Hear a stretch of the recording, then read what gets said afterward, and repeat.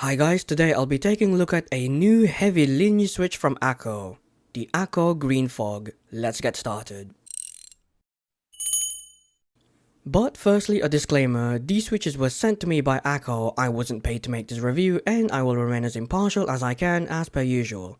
Anyway, enjoy the review. Now, the Akko X MelGeek Green Fog, or simply the Akko Green Fog, is a modern heavy linear switch. Yes, Akko has finally delivered us a heavy switch. It's about time, honestly.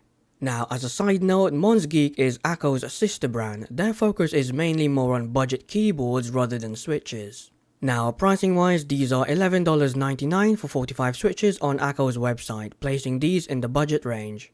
And this is what they look like when disassembled. Feel free to pause the video. Now, let's move on to the switch characteristics.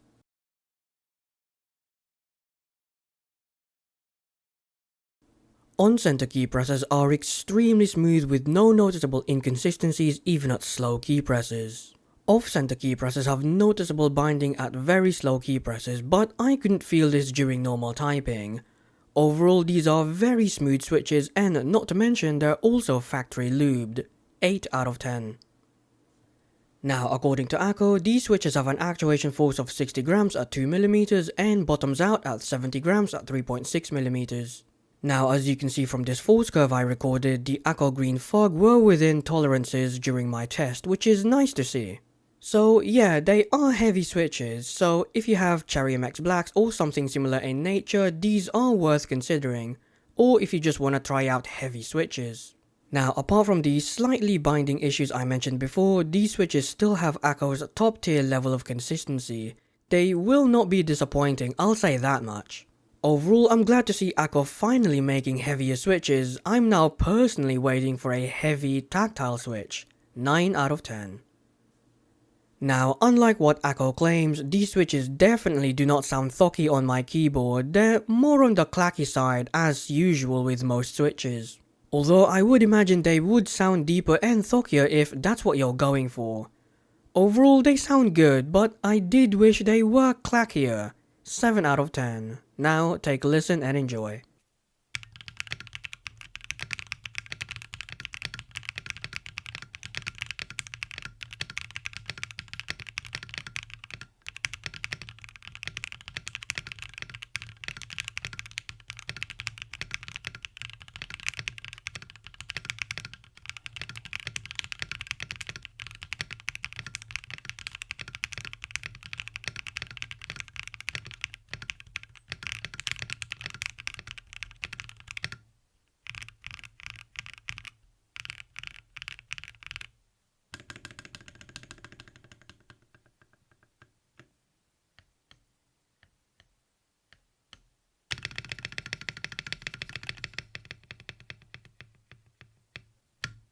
Now, given these are in my preferred weighting range, it won't come as a surprise that I really like them. Firstly, I can actually type on these with minimal typos, unlike the majority of Akko's linear switches.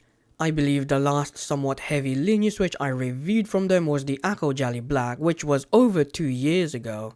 Finally, its shorter travel didn't bother me at all since the actuation point was at 2mm, so everything felt normal to me, but your mileage may vary. Overall, when it comes to typing with linear switches, I look for smooth consistency and the right weighting. This switch has both of those. 8 out of 10. Now, gaming with these was just fantastic. I only had minor issues, so I really liked my time with them here. Of course, the main star is obviously the weighting. It just fit me perfectly for gaming, even if I did experience finger fatigue after several hours. But I'd rather have that than accidental key presses due to a light weighting. In addition to that, their smoothness and consistency were also very good. There was a couple of instances where I pressed a key off center and I felt light binding, but this was hardly noticeable and didn't really take away from my gaming experience. But what about the shorter travel? Well, it also didn't bother me here, but it might take some getting used to if you're already accustomed to 4mm travel switches. Overall, I would 100% rock these for gaming, and it's one that I recommend for those looking for a heavy linear switch for gaming. 8 out of 10. In conclusion, I don't know why it took Akko so long to make a heavy linear switch, but I'm glad they've finally done it, because these are top tier and I'm serious about that. The final score for this switch is 40 out of 50 or 80%, making these the best linear switches I've tested so far. And that's it for today. Next time I'll be back with yet another Akko switch review. Anyway, until then, take care and goodbye.